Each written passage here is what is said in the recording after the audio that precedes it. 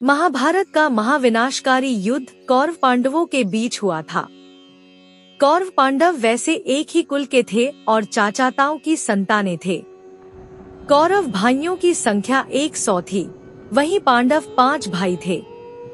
आज हम आपको यहाँ बताएंगे कि एक ही माँ से कैसे 100 कौरवों का जन्म हुआ था।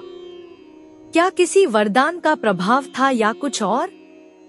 इस बारे में महाभारत में विस्तार से वर्णन किया गया है। कौरव हस्तिनापुर के राजा धृतराष्ट्र के पुत्र थे। उनकी मां गांधारी थी। दरअसल धृतराष्ट्र और गांधारी के काफी समय तक संतान नहीं हुई थी। तब गांधारी ने ऋषि वेदव्यास जी का सत्कार कर उन्हें प्रसन्न किया। व्यास जी ने उन्हें 100 पुत्रों की मां होने का आशीर्वाद दिया। समय आने पर गांधारी को गर्भ ठहरा। ऐसा उल्लेख है कि गांधारी 9 महीने के बजाय 2 साल तक गर्भवती रहीं। बाद में प्रसव के दौरान 1 मास का लोथड़ा हुआ, यानी गांधारी को एक भी संतान नहीं हुई। इससे वह घबरा गई। तब फिर व्यास जी को बुलाया गया। व्यास जी ने कहा कि चिंता न करें, आपके पुत्र अवश्य होंगे।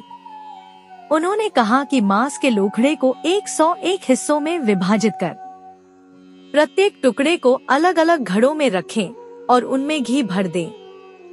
राजा धृतराष्ट्र ने ऐसा ही किया। तब जाकर उन 101 घड़ों में शिशुओं का विकास हुआ। सबसे पहले दुर्योधन का जन्म हुआ, उसके बाद 2 शासन जन्मा। धीरे धीरे इसी तरह उन सभी घड़ों से जो बच्चे निकले उन्हें ही कौरव कहा गया। कुल 101 घड़ों में से 100 बच्चे हुए। वहीं 101वें घड़े से एक बच्ची हुई, जिसका नाम दुशाला रखा गया। वह 100 कौरवों की अकेली बहन थी। इस प्रकार गांधारी से 100 कौरवों समेत एक कन्या का जन्म हुआ।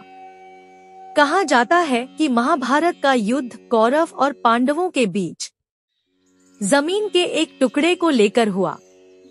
इस भीषण युद्ध में कौरवों की बहन दुशाला के पति सिंध नरेश जयद्रथ समेत सभी कौरव भाई मारे गए और पांडवों की विजय हुई।